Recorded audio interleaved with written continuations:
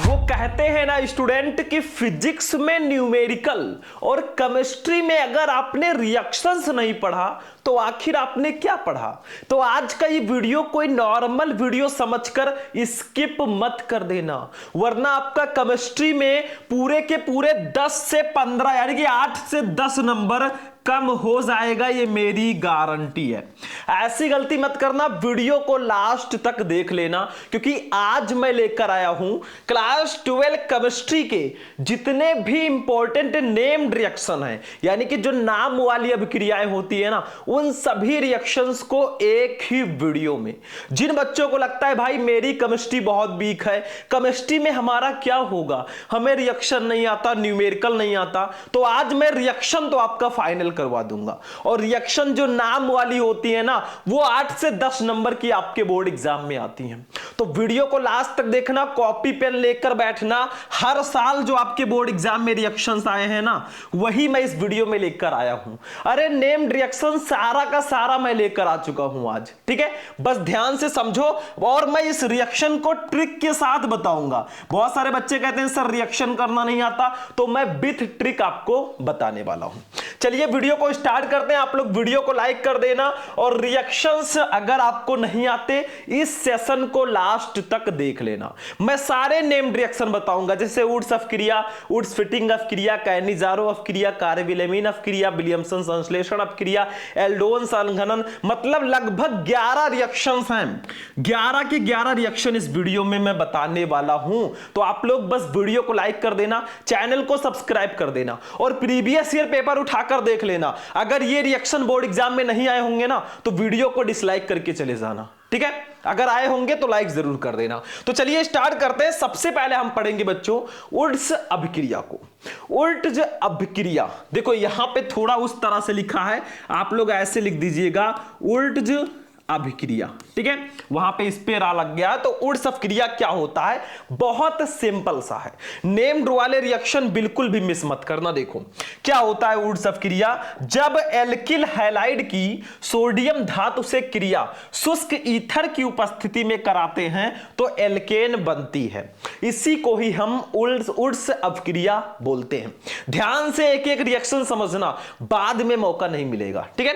तो हमें alkyl halide लेना है, उसका रिएक्शन सोडियम धातु से शुष्क ईथर की उपस्थिति में कराना है तो एल्केन बन जाएगा। अब देखो एल्किल हैलाइड क्या होते हैं। देखो जो R होता है ना, वो एल्किल हैलाइड होता है। जैसे देखो यहां पे हम ले लेंगे RX, ठीक है। ये है बच्चों एल्किल हैलाइड, या हम ऐसे भी लिख सकते हैं RX, ये एल्किल हैलाइड है। R का मतलब एल्किल, जैसे आप लोग देखते होंगे CH3 ये मेथिल है, C2H5 ये एथिल है। X का मतलब क्या है, X का मतलब हैलोजन, जैसे क्लोरीन, ब्रोमीन, आयोडीन, ये सब हैलोजन्स होते हैं, ठीक है। इसी को हम एल्किल हैलाइड बोलते हैं।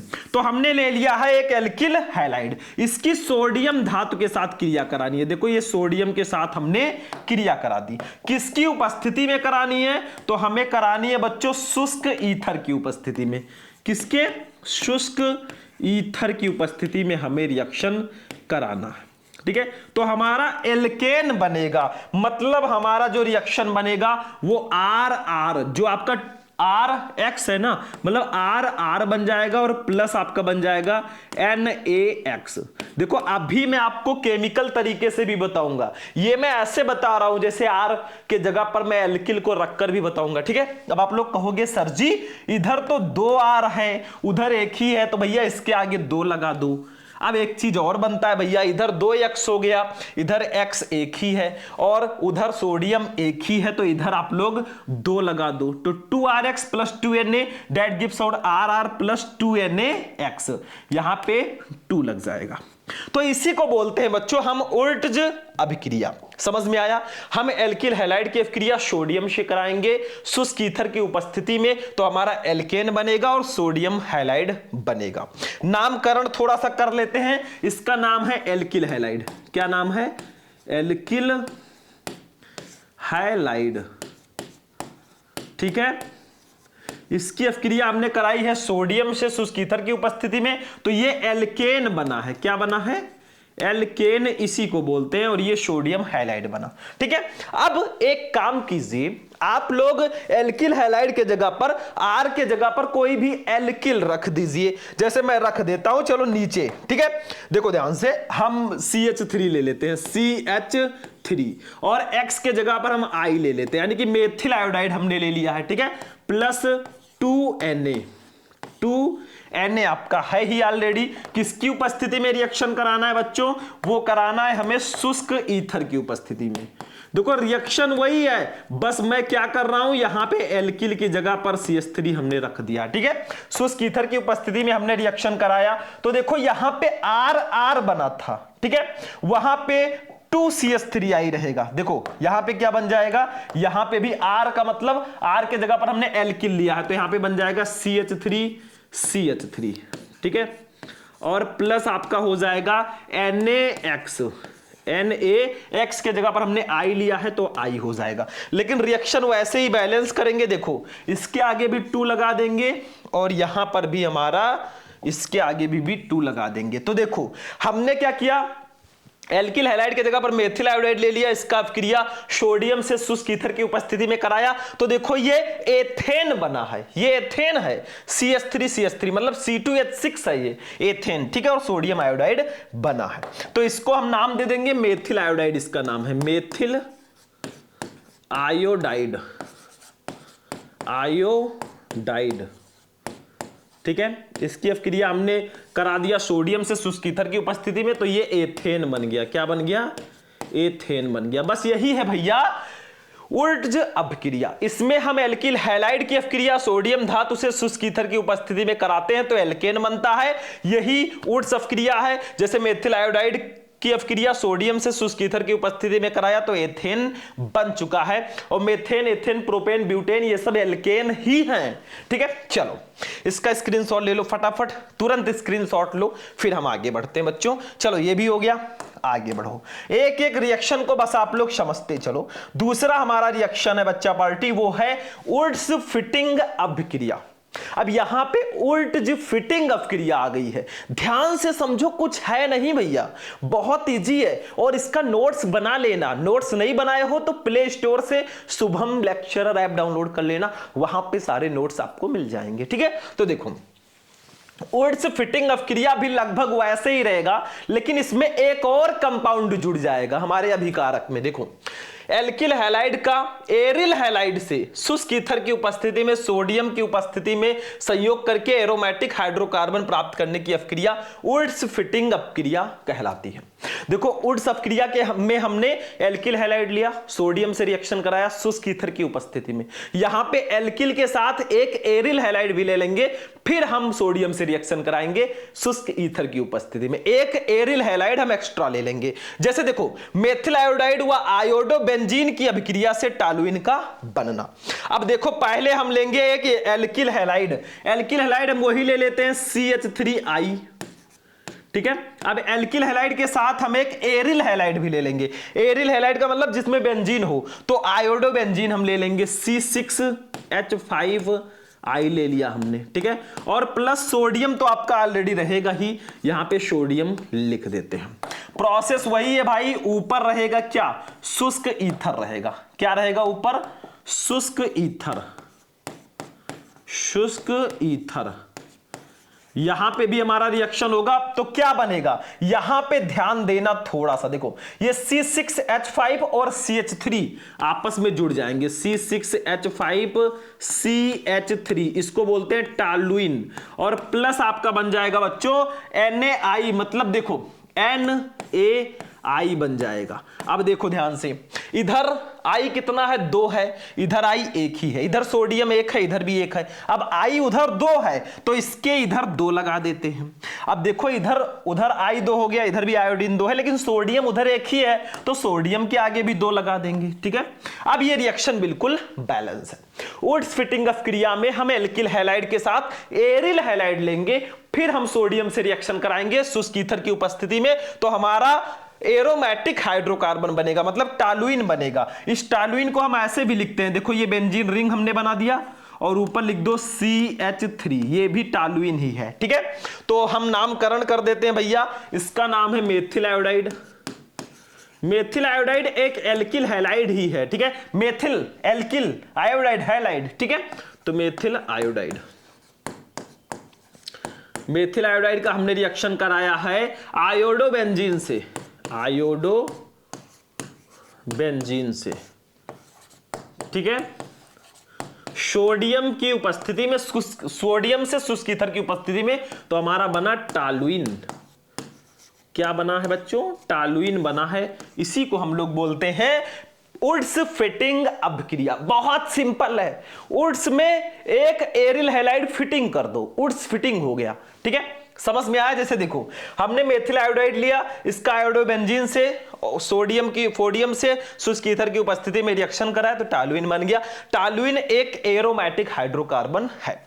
चलो इसका भी स्क्रीनशॉट ले लो बच्चा पार्टी। कुछ है नहीं, सब हलवा है, बस मेहनत करते जाओ, रिजल्ट मिलता जाएगा। बैठे बैठे नहीं मिलते तमन्नाओं के शहर, पढ़ना भी जरूरी है बेटा टॉपर बनने के लिए। आप सोचें बस ऐसे बैठे रहें, पढ़ना ना पड़े, एंजॉय करें भाई, और हम बोर्ड एग्जाम में अच्छा मार्क ले आए, नहीं हो पाएगा। दुनिया में ऐसा ट्रिक बना ही नहीं है कि आप पढ़ेंगे नहीं और आप पास हो जाएंगे। भाई पढ़ना तो पड़ेगा। ठीक है, चलो दूसरा रिएक्शन भी हो गया, स्क्रीनशॉट आप लोग ले लीजिएगा। चलो अगला रिएक्शन देखते हैं बच्चों, ध्यान से समझो, और मुझे आशा है कि आप लोगों को समझ में आ रहा होगा। ये तीसरा रिएक्शन आ जाओ बच्चों, तीसरा रिएक्शन हम लोग समझते हैं। देखो, फ्रीडल क्रॉफ्ट्स अभिक्रिया, इसमें क्या होता है? देखो होता क्या है, जब बेंजीन या अन्य एरोमेटिक हाइड्रोकार्बन और किसी एल्किल या एसिल हैलाइड को निर्जल AlCl3 उत्प्रेरक की उपस्थिति में अभिकृत कराते हैं, तो बेंजीन नाभिक का हाइड्रोजन परमाणु एल्किल या एसिल मूलक द्वारा प्रतिस्थापित हो जाता है। इस अभिक्रिया को फ्रीडल क्रॉफ्ट्स अभिक्रिया कहते हैं। अब भाई पढ़ने में थोड़ा टफ लग रहा होगा, सर जी कहां से रिएक्शन उठा लाए? अरे बहुत आसान है। देखो हमें क्या करना है, बेंजीन लेना है और एल्किल या एसिल हैलाइड लेना। एल्किल हैलाइड ले लेंगे बेंजीन के साथ, ठीक है, उसकी AlCl3 की उपस्थिति में रिएक्शन कराएंगे, तो बेंजीन का जो हाइड्रोजन है वो एल्किल के साथ जुड़ जाएगा, बस हो गया। जैसे देखो, हम पहले एक बेंजीन लेंगे, बेंजीन का फॉर्मूला होता है मैं इस पेन से लिखता हूं बेटा, C6H6, ये है बेंजीन। इसका रिएक्शन हम लोग किससे करा देंगे? मेथिल क्लोराइड, एल्किल हैलाइड या एसिल हैलाइड से। तो एल्किल हैलाइड हम ले लेते हैं CH3Cl। इसका हमने दोनों का रिएक्शन करा दिया, किसकी उपस्थिति में? ऊपर रहेगा निर्जल AlCl3। देखो निर्जल AlCl3 की उपस्थिति में। ठीक है, अब देखो हमारा बनेगा क्या, बहुत आसान है। ये C6H5 क्या लिखा है, देखो ध्यान से। ये तो बेंजीन नाभिक का हाइड्रोजन परमाणु एल्किल या एसिल मूलक द्वारा प्रतिस्थापित हो जाता है। मतलब इस बेंजीन का जो हाइड्रोजन परमाणु है C6H5, यहां पे एक हाइड्रोजन प्रतिस्थापित हो जाएगा किससे? एल्किल से। मतलब यहां पे CH3 जुड़ जाएगा, एक हाइड्रोजन हटा और CH3 जुड़ गया, प्रतिस्थापित हो गया। ठीक है, और क्या बन जाएगा? C6H5 CH3 बचा, यहां पे H और Cl, HCl बाहर निकल जाएगा। यही होता है भैया फ्रीडल क्रॉफ्ट्स अभिक्रिया।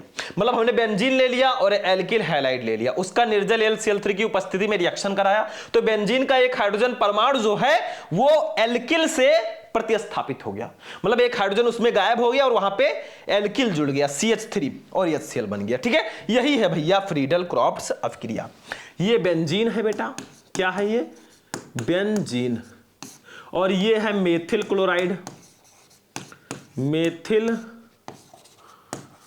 क्लोराइड। ठीक है, दोनों का रिएक्शन हो गया। इसको कहते हैं टॉलुइन। क्या बोलते हैं? टॉलुइन बोलते हैं। ठीक है, ऐसे टॉलुइन हो गया और ये हाइड्रोक्लोरिक एसिड हो गया। समझ में आ गया? तो इसी को हम लोग बोलते हैं फ्रीडल क्रॉफ्ट्स अभिक्रिया। बहुत सिंपल है। अब यहां पे आप एल्किल हैलाइड के जगह पर एसिल हैलाइड भी ले सकते हो, कोई दिक्कत नहीं है, फिर भी आपका बन जाएगा। इसका स्क्रीनशॉट ले लो, फिर थोड़ा सा हम और समझ लेंगे ताकि हमारा पूरा वो प्रॉब्लम खत्म हो जाए। अब देखो हम बेंजीन लेंगे C6H5, अब इसके साथ एसिल हैलाइड का रिएक्शन करा देंगे। एसिल हैलाइड का मतलब होता है जैसे CH3COCl, ठीक है। ये होता है एसिल हैलाइड, इसको एसिटिल क्लोराइड भी बोलते हैं, एसिल हैलाइड है, ठीक है। इसका भी रिएक्शन कराएंगे किसकी उपस्थिति में, निर्जल AlCl3 की उपस्थिति में। तो सेम वही चीज होगा, वही प्रोसेस, बस C6H5 के साथ CH3 जुड़ जाएगा और HCl बाहर नहीं, यहां पे HCl नहीं निकलेगा, यहां पे निकलेगा भैया, यहां पे क्या बन जाएगा, C6H5 COCH3 बनेगा, COCH3, इसको कहते हैं एसिटोफिनॉन, और आपका क्या बचेगा, HCl बच जाएगा। बस यही रिएक्शन होता है मेरे भाई, कुछ है नहीं। इसका नाम है, यहां पे बेंजीन कर दीजिए भैया, बेंजीन कर देंगे, C6H6 प्लस CH3COCl, ठीक है। इसका हम रिएक्शन करा दिए भैया, तो C6H5 COCH3 बन गया और HCl बाहर निकल गया, ठीक है। अब देखो क्या होगा, ध्यान से समझो, इसको हम लोग बोलेंगे बेंजीन, जो मैंने बताया था अभी, ठीक है। ये बेंजीन हो गया, ये हो गया एसिटिल क्लोराइड, एसिटिल क्लोराइड, ठीक है। दोनों का रिएक्शन हुआ तो ये बन गया हमारा एसिटोफिनॉन,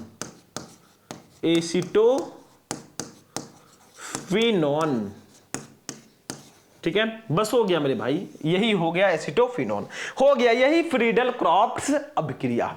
चलो आप लोग इसका भी स्क्रीनशॉट लो, फिर चौथा रिएक्शन देखते हैं, ध्यान से समझो।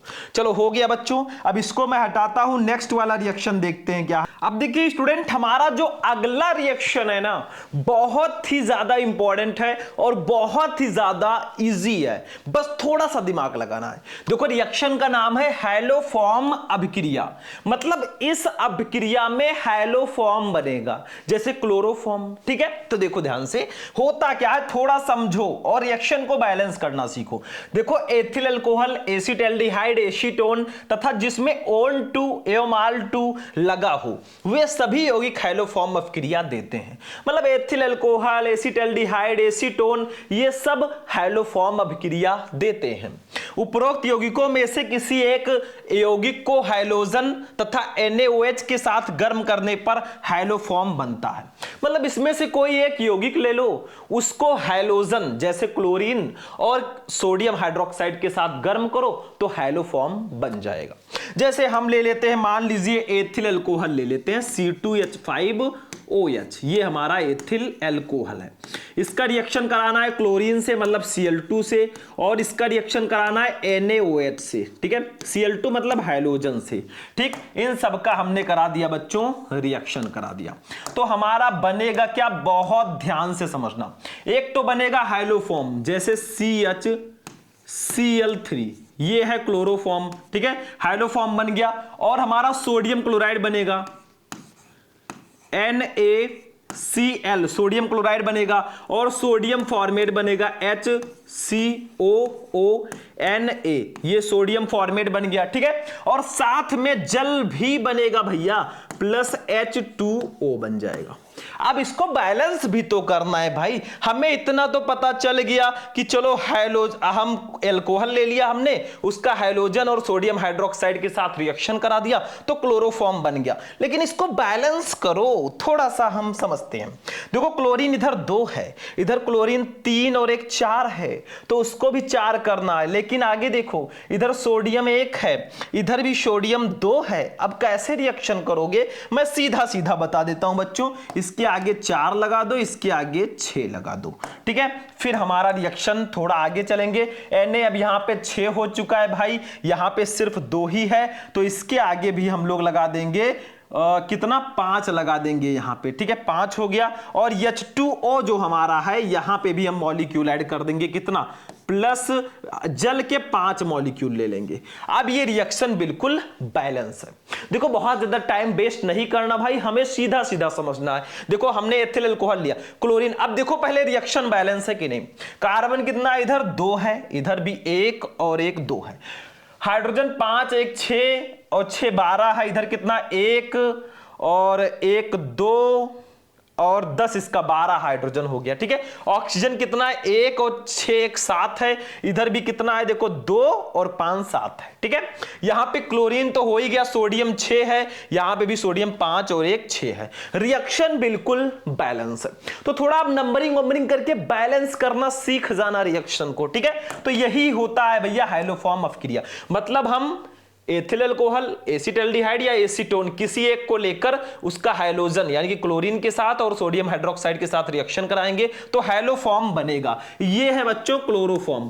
क्लोरोफॉर्म जो है ये हाइलोफॉर्म ही होता है। ठीक है, हाइलोफॉर्म यानी कि क्लोरोफॉर्म बन गया। और सोडियम क्लोराइड, सोडियम फॉर्मेट इसका नाम है, इसको भी लिख दो सोडियम फॉर्मेट। ठीक है, बन गया, साथ में जल वल रहेगा भाई जो आपके सामने है। ठीक है, बस यही रिएक्शन है, इसको बोलते हैं एथिल अल्कोहल। ये सब तो पता ही होगा आपको थोड़ा थोड़ा। एथिल अल्कोहल, ठीक है, एथिल अल्कोहल। इसका रिएक्शन क्लोरीन और सोडियम हाइड्रोक्साइड के साथ कराया तो क्लोरोफॉर्म बन गया। क्लोरोफॉर्म बन गया तो ये हाइलोफॉर्म अपक्रिया है। चलो इसका स्क्रीनशॉट ले लो भैया, काम हो जाएगा, ऐसे जाकर छाप देना, हो जाएगा सिस्टम। चलो भैया आगे करते हैं काम। नेक्स्ट क्वेश्चन देखो बच्चों, वो है विलियमसन संश्लेषण अपक्रिया। इसको समझो थोड़ा सा, बहुत इंपॉर्टेंट है। ईथर बनाया जाता है इसकी सहायता से। देखो, किसी धातु एल्कोक्साइड को किसी एल्किल हैलाइड के साथ गर्म करने पर ईथर प्राप्त करना विलियमसन संश्लेषण अपक्रिया कहलाता है। मतलब आपको एक धातु एल्कोक्साइड लेना है और एक एल्किल हैलाइड लेना है, दोनों का रिएक्शन कराना, ईथर बनेगा। इसी अपक्रिया को विलियमसन संश्लेषण अपक्रिया कहते हैं। जैसे सोडियम एथॉक्साइड, ये धातु एल्कोक्साइड है, सोडियम एथॉक्साइड को एथिल आयोडाइड के साथ गर्म करने पर डाई एथिल ईथर बनता है। देखो ध्यान से, हम लोग ले लेंगे सोडियम एथॉक्साइड C2H5ONa। ठीक है, इसका रिएक्शन करा देंगे किससे, एथिल आयोडाइड से, यानी कि C2H5I से। ठीक है, ये एथिल आयोडाइड है, इससे हम इसका करा देंगे बच्चों रिएक्शन, मतलब गर्म कर देंगे, ऐसे गर्म। ठीक है, तो हमारा बनेगा क्या, देखो ध्यान से, यहां पे जो C2H5O और C2H5 आपस में जुड़ जाएंगे, C2H5O C2H5, ये डाई एथिल ईथर बन गया। बचा क्या वहां पे, देखो Na बचा और I बचा, तो NaI आपका बाहर निकल जाएगा, बस हो गया। तो हम किसी धातु एल्कोक्साइड को हमने लिया, उसका एथिल आयोडाइड के साथ, मतलब सोडियम एथॉक्साइड को एथिल आयोडाइड के साथ गर्म किया तो भैया डाई एथिल ईथर बन गया। यही है विलियमसन संश्लेषण अपक्रिया, डाई एथिल ईथर। ठीक है, बस हो गया, डाई एथिल ईथर। ये है sodium ethoxide, sodium ethoxide, ethoxide. ठीक है, समझ रहे हो भैया विनोद। अगला देखो, ये एथिल आयोडाइड है, बहुत सिंपल सा है, एकदम हलवा है, बस उठाकर खा लेना है, एथिल आयोडाइड। ठीक है, तो जब हम सोडियम एथॉक्साइड की अपक्रिया एथिल आयोडाइड के साथ कराते हैं, इसको गर्म करते हैं तो डाई एथिल ईथर बनता है। इसी को विलियमसन संश्लेषण अपक्रिया कहते हैं। चलो फटाफट नोट करो, फिर अगला रिएक्शन देखते हैं बच्चों। हो गया, स्क्रीनशॉट ले लिया करो भाई और ध्यान से समझा करो, क्योंकि समय नहीं है। बैठे रहोगे तो बैठे रहोगे, कुछ पाने के लिए कुछ खोना पड़ेगा, नंबर लाना है तो थोड़ा मेहनत तो करना पड़ेगा। अगला देखो, रायमर टीमन अपक्रिया, बहुत इंपॉर्टेंट है। देखो सब नाम वाली रिएक्शन है, ये देखो नाम दिया गया है ना। देखो, जब फिनॉल में क्लोरोफॉर्म मिलाकर सोडियम हाइड्रोक्साइड के साथ 333 केल्विन ताप पर गर्म करते हैं तो सैलिसिल एल्डिहाइड बनता है। इसी अपक्रिया को रायमर टीमन अपक्रिया कहते हैं। मतलब आप फिनॉल लीजिए, क्लोरोफॉर्म लीजिए और सोडियम हाइड्रोक्साइड लीजिए, तीनों को मिलाकर 333 केल्विन ताप पर गर्म कर दीजिए, भैया सैलिसिलिक एल्डिहाइड बन जाएगा। यही है रायमर टीमन अभिक्रिया। जैसे हम ले लेते हैं बच्चा पार्टी, फिनॉल ले लेते हैं।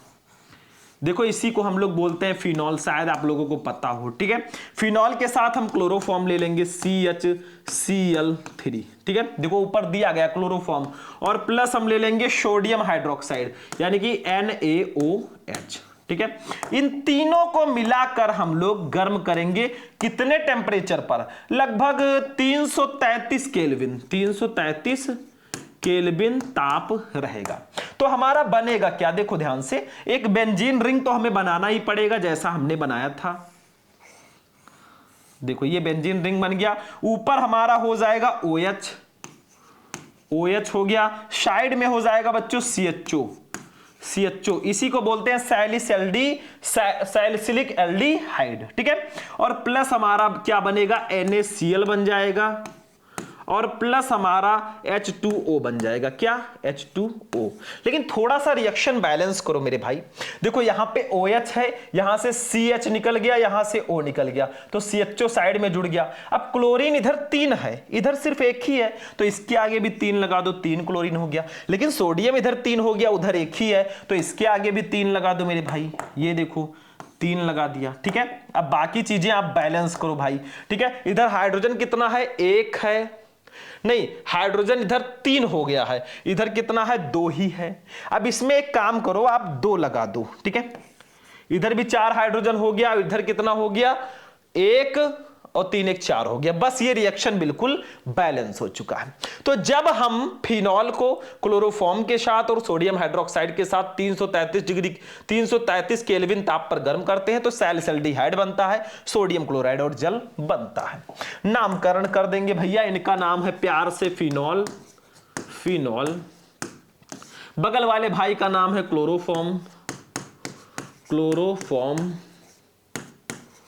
ठीक है, क्लोरोफॉर्म। इनका नाम है बच्चों सैलिसिलिक एल्डिहाइड,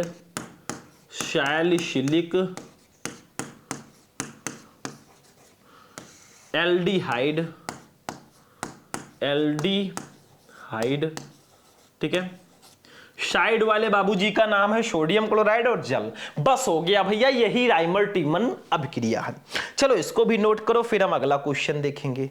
नोट हो गया बच्चों, चलो हम लोग चलते अपने नेक्स्ट रिएक्शन पे। 6 रिएक्शन हमारे शायद हो चुके हैं, 7वें पे चलते हैं। चलिए अगला रिएक्शन देखते हैं बच्चों, हमारा क्या है, देखो ये आपका है नेक्स्ट रिएक्शन। कि स्टूडेंट हमारा जो नेक्स्ट रिएक्शन है ना, इसको बोलते हैं बच्चों स्मिट अभिक्रिया। बहुत ज्यादा पूछा जाता है ये रिएक्शन। देखो ध्यान से, ये प्राथमिक एमीन बनाने की विधि है। कार्बोक्सिलिक अम्ल की अभिक्रिया हाइड्रोजोइक अम्ल के साथ सांद्र H2SO4 की उपस्थिति में 0 डिग्री सेंटीग्रेड पर कराने पर मेथिलेमीन बनता है। मतलब हमें कार्बोक्सिलिक अम्ल ले लेना है, उसकी अभिक्रिया हाइड्रोजोइक अम्ल के साथ सांद्र H2SO4 की उपस्थिति में कराना है तो मेथिलेमीन बनेगा। कार्बोक्सिलिक अम्ल जैसे हम एसिटिक अम्ल ले लेते हैं CH3COOH, ठीक है। ये प्राथमिक एमीन बनाने की अभिक्रिया है, इसकी अभिक्रिया करा देते हैं N3H से, मतलब हाइड्रोजोइक अम्ल से। किसकी उपस्थिति में कराएंगे तो देखो ऊपर किसकी उपस्थिति होगी, बहुत ध्यान से समझना। सांद्र H2SO4, सांद्र सल्फ्यूरिक अम्ल H2SO4, टेम्परेचर रहेगा 0 डिग्री सेंटीग्रेड। अब देखो बनेगा क्या, बहुत ध्यान से समझो। CH3NHH मतलब CH3NH2 बन गया, CH3NH2 मतलब मेथिल एमीन बन गया, प्राथमिक एमीन। देखो CH3 हो गया, N यहां से H यहां से H, NH2 हो गया। बचा क्या, यहां पे 2 नाइट्रोजन बचा N2 और CO2 बचा, C और 2 ऑक्सीजन बचा, ठीक है। तो यहां पे हो जाएगा CO2, ठीक है, और प्लस N2। ये सब गैसें हैं तो ऐसे कर देंगे, बस हो गया। यही रिएक्शन है मेरे भाई कि जब हम कार्बोक्सिलिक अम्ल की अभिक्रिया हाइड्रोजोइक अम्ल से सांद्र सल्फ्यूरिक अम्ल की उपस्थिति में 0 डिग्री सेंटीग्रेड पर कराते हैं तो हमारा बनता है प्राथमिक एमीन, जैसे मेथिल एमीन बनता है। इसी को हम बोलते हैं भैया स्मिट अभिक्रिया। ये कार्बन डाइऑक्साइड है, ये नाइट्रोजन है, इसका नाम है एसिटिक अम्ल,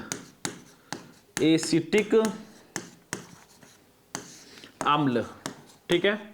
और इसका साइड वाले का नाम है बच्चों हाइड्रोजोइक अम्ल, N3H जो है ये देखो लिखा है हाइड्रोजोइक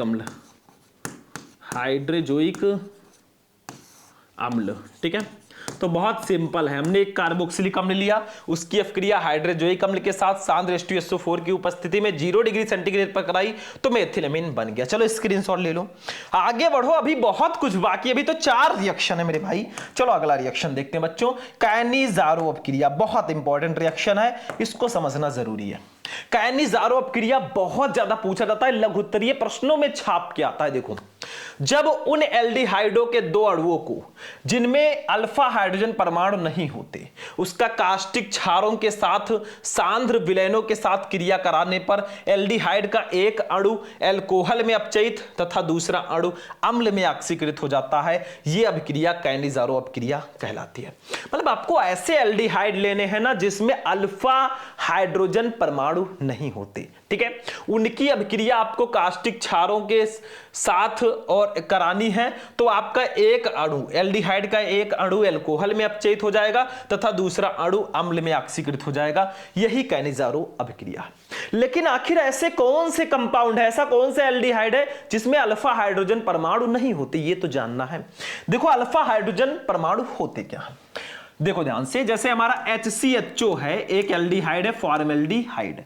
इसका अगर स्ट्रक्चर बनाए तो देखो H, ठीक है, और C हो जाएगा, डबल बॉन्ड O हो जाएगा और H हो जाएगा, ऐसे बनेगा हमारा कुछ फॉर्मूला। देखो HCHO जो हमारा होता है उसका स्ट्रक्चर कुछ ऐसे बनेगा।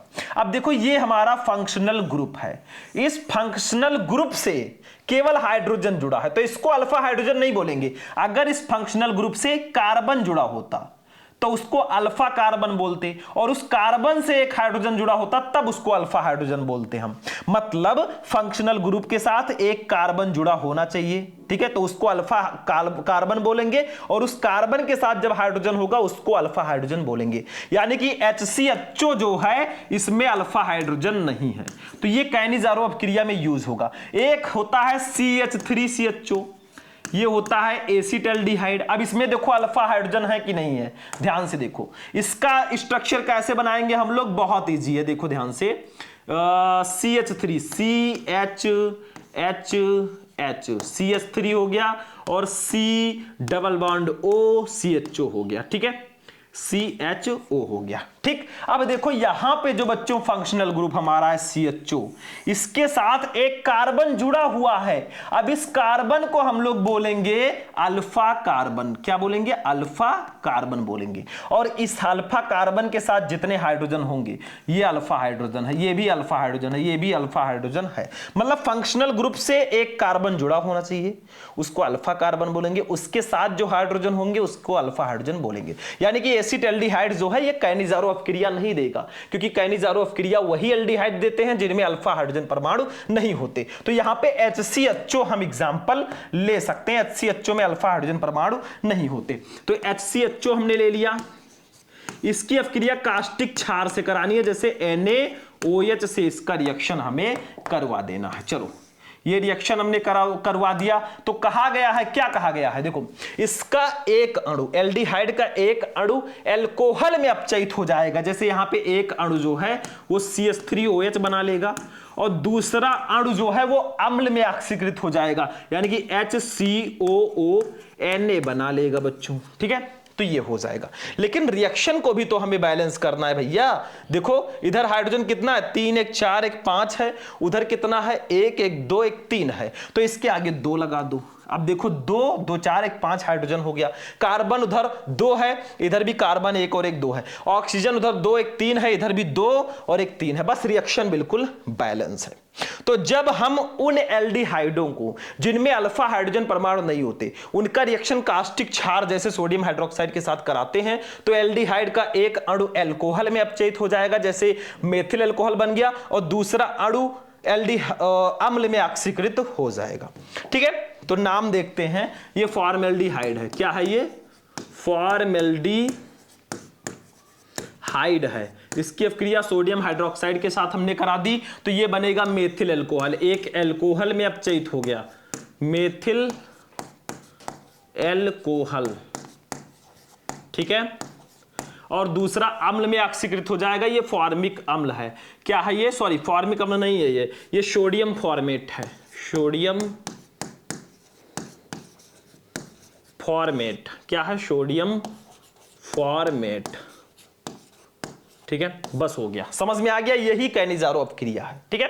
वो एल्डिहाइड जिसमें अल्फा हाइड्रोजन परमाणु नहीं होते वो सोडियम हाइड्रोक्साइड के साथ रिएक्शन करेगा, तो एक अणु एल्डिहाइड का एल्कोहल में अपचयित हो जाएगा, दूसरा अम्ल में ऑक्सीकृत हो जाएगा। यहां पे थोड़ा सही कर दीजिए भाई, स्क्रीनशॉट लेना है अभी हमें, HCOONA। चलो इसका स्क्रीनशॉट ले लो। चलिए आगे बढ़ते हैं बच्चों, अगला रिएक्शन देखते हैं, ध्यान से समझो। अब हम आखिरी मतलब धीरे धीरे पहुंच रहे हैं अपने वीडियो के एंड में और एक एक रिएक्शन आपको समझा भी रहे हैं। देखो अगला रिएक्शन है एल्डोल संघनन। इसमें कुछ नहीं होता। देखो कार्बोनिक यौगिक जिसमें अल्फा हाइड्रोजन परमाणु होता है वो सोडियम हाइड्रोक्साइड BaOH का होल्ड ट्वाइस आदि की उपस्थिति में संघनित होते हैं। एसिटाल्डिहाइड संघनित होकर एल्डोल बनाता है और इस अपक्रिया को एल्डोल संघनन कहते हैं। एल्डोल संघनन वो एल्डिहाइड देंगे भैया जिसमें अल्फा हाइड्रोजन परमाणु होगा, ठीक है। जैसे हमने CH3CHO बताया था। देखो एसिटाल्डिहाइड ये CH3CHO है, ठीक है। ये जो है एल्डोल संघनन अपक्रिया देगा क्योंकि इसमें अल्फा हाइड्रोजन परमाणु होते हैं। इसका रिएक्शन करा देंगे हम लोग किससे?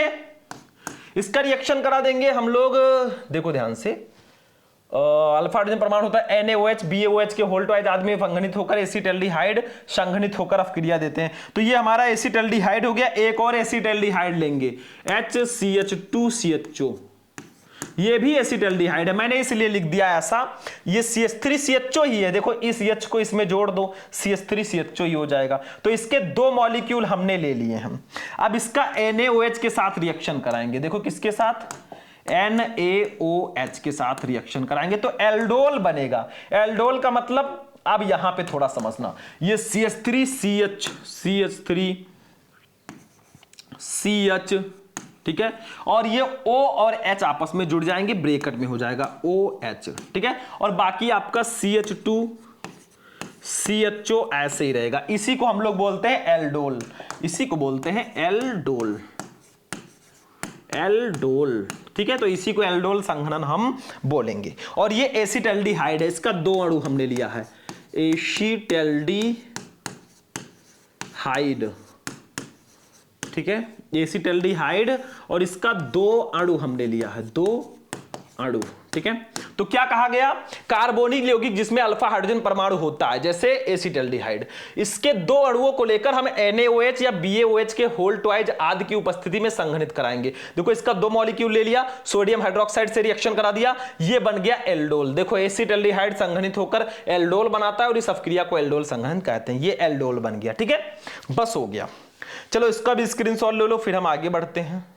तो स्टूडेंट स्क्रीनशॉट ले लिया आप लोग, चलो आगे बढ़ते हैं भैया। अगला रिएक्शन देखते हैं, इनका नाम है बच्चों बेंजोइन संघनन। भैया एकदम हलवा है, क्या है? बेंजल्डिहाइड को एथेनॉलिक पोटेशियम साइनाइड के साथ रिफ्लेक्स करने पर बेंजोइन बनता है। जैसे हम बेंजल्डिहाइड ले लेंगे C6H5CHO, ठीक है।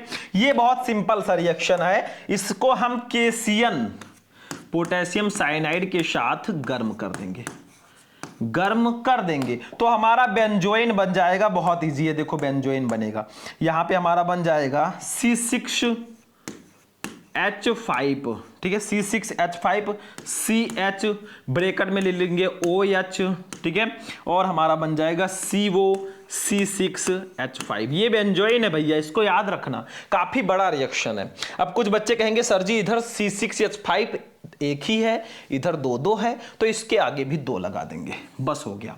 तो बेंजल्डिहाइड को देखो, बेंजल्डिहाइड को एथेनॉलिक पोटेशियम साइनाइड केशियन के साथ गर्म करने पर ये देखो बेंजोइन बना, इसको बेंजोइन कहेंगे, ठीक है।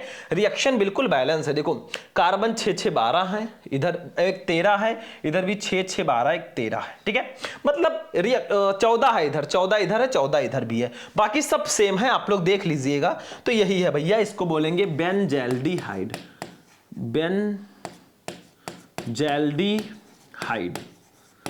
ठीक है। और हमारा बनेगा फाइनल ये बेंजोइन, क्या बनेगा? बेंजोइन, बेंजोइन, वो ऐसे आप लिख सकते हो जैसा उसमें लिखा है, ठीक है, बेंजोइन, बस हो गया, समझ में आया। देखो कार्बन 6 और का 2 से गुणा होगा 12, 2 14, इधर भी 6-6-12, एक 13 एक 14, ठीक है। हाइड्रोजन 10 और 2 12 है, इधर 5 10 और एक 11 एक 12 है। ऑक्सीजन 2 ही है, इधर भी ऑक्सीजन 1 और एक 2 है, बस रिएक्शन बिल्कुल बैलेंस है। तो बेंजल्डिहाइड को केशियन के साथ गर्म करेंगे तो बेंजोइन बनेगा, यही बेंजोइन संघनन है। चलो भैया अपना लास्ट रिएक्शन देखते हैं बच्चों। आज के क्लास का ये लास्ट रिएक्शन होगा, इसका नाम है बच्चों कार्बिल एमीन अभिक्रिया, बहुत इंपॉर्टेंट रिएक्शन है एमीन अपक्रिया। देखो एथिलेमीन को क्लोरोफॉर्म और एल्कोहलीय पोटेशियम हाइड्रोक्साइड के साथ गर्म करने पर एथिल आइसोसाइनाइड यानी कि एथिल कार्बिनेमीन बनता है, जिसकी गंध अरुचिकर होती है। मतलब आप एथिलेमीन ले लो, क्लोरोफॉर्म और पोटेशियम हाइड्रोक्साइड के साथ गर्म कर दो, भाई एथिल आइसोसाइनाइड बनेगा, यही कार्बिलेमीन अपक्रिया है। जैसे देखो हम लोग ले लेंगे एथिलेमीन C2H5NH2, इसका रिएक्शन हमें किसके साथ कराना है, देखो क्लोरोफॉर्म CHCl3 के साथ कराना है, और साथ में पोटेशियम हाइड्रोक्साइड यानी कि KOH के साथ कराना है। KOH के साथ इसका रिएक्शन हम लोग करा देंगे, मतलब इनको गर्म कर देंगे भैया। तो हमारा क्या बनेगा, बहुत ध्यान से समझो, C2H5 और देखो ध्यान से C2H5N यहां से और C यहां से उठा लो, C2H5NC बन गया, और साथ में आपका बनेगा पोटेशियम क्लोराइड KCl बन जाएगा, और साथ में आपका बनेगा बच्चों H2O बन जाएगा। ठीक है, अब देखो रिएक्शन को थोड़ा बैलेंस करते हैं। देखो इधर आपका क्लोरीन कितना, 1 है, इधर क्लोरीन 3 है, तो इसके आगे 3 लगा देंगे। ठीक है, इधर पोटेशियम 3 हो गया, इधर पोटेशियम 1 ही है, इसके आगे भी 3 लगा देंगे। अब रिएक्शन हाइड्रोजन कितना है, देखो 5 2 7 1 8 3 11 है, इधर 5 5 और 2 7 ही है, तो इसके आगे भी 3 लगा दो। देखो 5 इसका और 6 इसका 11 हो जाएगा, बस रिएक्शन बैलेंस है। अब हम बिल्कुल बैलेंस करते हैं। देखो हमने एथिलेमीन लिया, क्लोरोफॉर्म और पोटेशियम हाइड्रोक्साइड के साथ गर्म किया, तो एथिल आइसोसाइनाइड बना, जिसको हम एथिल कार्बिनेमीन कहते हैं, पोटेशियम क्लोराइड और जल बना। रिएक्शन बैलेंस है कि नहीं, कार्बन 2 1 3 है, यहां पे 2 1 3 है। ठीक है, हाइड्रोजन 5 2 7 1 8 3 11 है, इधर 5 और 6 11 है। ठीक है, फिर नाइट्रोजन 1 ही है, इधर भी 1 ही है। कार्बन कितना है वो भी देख लो, कार्बन 1 कार्बन हो गया, पोटेशियम 3 है, इधर भी पोटेशियम 3 है, क्लोरीन उधर 3 है, इधर भी क्लोरीन 3 है। रिएक्शन बिल्कुल बैलेंस है। थोड़ा नाम दे देते हैं, इसका नाम है एथिलेमीन, एथिल एमीन। ठीक है, इसके साथ हमारा है क्लोरोफॉर्म और साथ में है पोटेशियम हाइड्रोक्साइड। ठीक है, बन गया एथिल आइसोसाइनाइड, एथिल आइसोसाइनाइड ठीक है, और इसके साथ बन गया पोटेशियम क्लोराइड और जल। ठीक है, तो जब एथिलेमीन को क्लोरोफॉर्म और पोटेशियम हाइड्रोक्साइड के साथ गर्म करते हैं तो एथिल आइसोसाइनाइड या एथिल कार्बिलेमीन बनता है, इसी को हम कार्बिलेमीन अपक्रिया बोलते हैं। ठीक है, समझ में आ गया ये रिएक्शन। बस हमारा यहां पे क्लास 12 केमिस्ट्री के 11 सबसे इंपॉर्टेंट नेम्ड रिएक्शन फिनिश होते हैं। आपको कौन कौन सा रिएक्शन समझ में आया कमेंट करके जरूर बताना, नहीं समझ में आया वीडियो दोबारा देखना, बाकी वीडियो को लाइक कर देना, चैनल को सब्सक्राइब कर देना। चलते हैं हम, फिर मिलेंगे किसी नेक्स्ट वीडियो में नेक्स्ट टॉपिक के साथ, तब तक के लिए जय हिंद।